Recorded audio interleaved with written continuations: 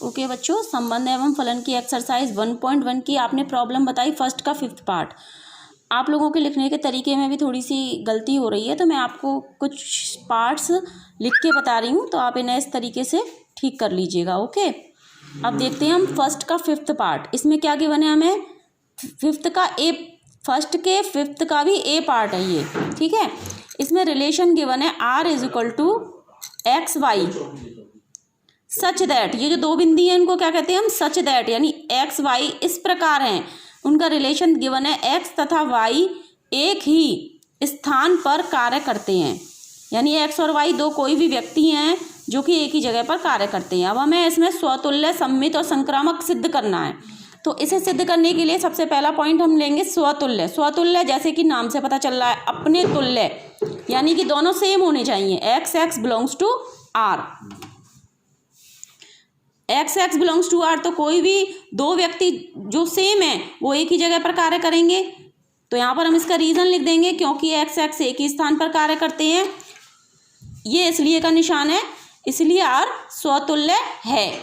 Proper way of writing यही होगा इसको, आंसर को। अब नेक्स्ट हम सेकंड पार्ट में प्रूफ करेंगे सम्मित की। अब सम्मित के लिए क्या कंडीशन थी, सम्मित का मतलब अगर हम उसका ऑर्डर चेंज कर दें तो वो दोनों रिलेशन में वेरीफाई होने चाहिए। जैसे कि यदि XY बिलोंग्स टू R, ये मान लेते हैं कि अगर XY R को बिलोंग करते हैं, रिलेशन को XY R को बिलोंग करते हैं, इसका मतलब क्या हुआ कि XY एक ही स्थान पर कार्य करते हैं।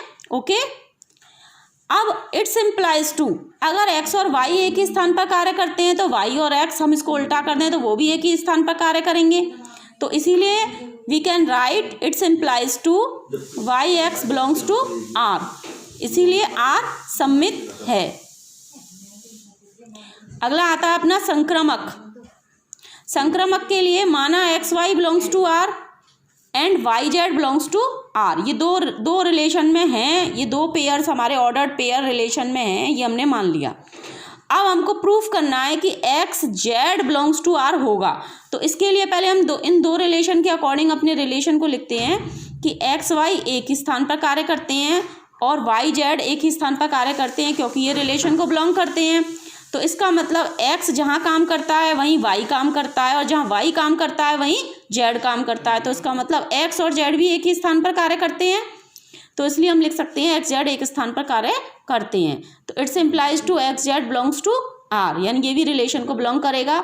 तो इससे प्रूफ हो गया कि R संक्रामक है, अतः R स्वतुल्य, सम्मित और संक्रामक है। ये इसका ए पार्ट कंप्लीट हो गया। B part same to same इसी तरीके से है, तो आप सभी मुझे करके दिखाएंगे। बी पार्ट में रिलेशन गिवन है XY सच दैट X तथा Y एक ही मोहल्ले में रहते हैं, तो इसे आप अभी प्रॉपर वे में करके मेरे पास भेजेंगे। सी पार्ट में आपको एक बार बता देती हूँ। सी पार्ट है R = XY such that XY से ठीक 7 सेंटीमीटर लंबा है, ये रिलेशन हमें गिवन है। अब इस रिलेशन के अकॉर्डिंग हमको इसे स्वतुल्य, सम्मित और संक्रामक प्रूफ करना है। तो फर्स्ट लेते हैं हम स्वतुल्य। तो स्वतुल्य में हम दोनों सेम लेंगे, XX दोनों सेम लेंगे तो दोनों बराबर लंबाई के होंगे, उनमें कोई भी लंबाई में डिफरेंस नहीं होगा। So XX does not belongs to R। इसका रीजन हमने लिख दिया, क्योंकि कोई भी स्वयं से 7 सेंटीमीटर लंबा नहीं हो सकता, इसीलिए R स्वतुल्य नहीं है। दूसरा हमें प्रूफ करना है सम्मित। तो सम्मित के लिए हम XY बिलोंग्स टू R मान लेते हैं। इसका मतलब क्या हुआ, XY से 7 सेंटीमीटर लंबा है, तो फिर YX does not belongs to R। तो YX जो है वो R को बिलोंग नहीं करेगा। क्यों? क्योंकि अगर XY से 7 सेंटीमीटर लंबा है तो YX से छोटा होगा, ना कि उससे लंबा होगा, इसीलिए R सम्मित नहीं है। अब थर्ड पार्ट आता है हमारा संक्रामक। माना XY belongs to R and YZ belongs to R, अर्थात XY से 7 सेंटीमीटर लंबा है और YZ से 7 सेंटीमीटर लंबा है, यानी कि X और Z के लंबाई में डिफरेंस कितना हो गया, 7 इसका और 7 इसका 14 हो गया। तो X Z से कितना लंबा हो गया, 14। इसका मतलब XZ does not belongs to R, क्योंकि हमारे रिलेशन के अकॉर्डिंग XZ से 7 सेंटीमीटर लंबा होना चाहिए, तो इसीलिए XZ does not belongs to R, अतः यह संक्रामक नहीं है। अतः R ना तो स्वतुल्य है, ना सम्मित है, और ना ही संक्रामक है, ना ही संक्रामक है।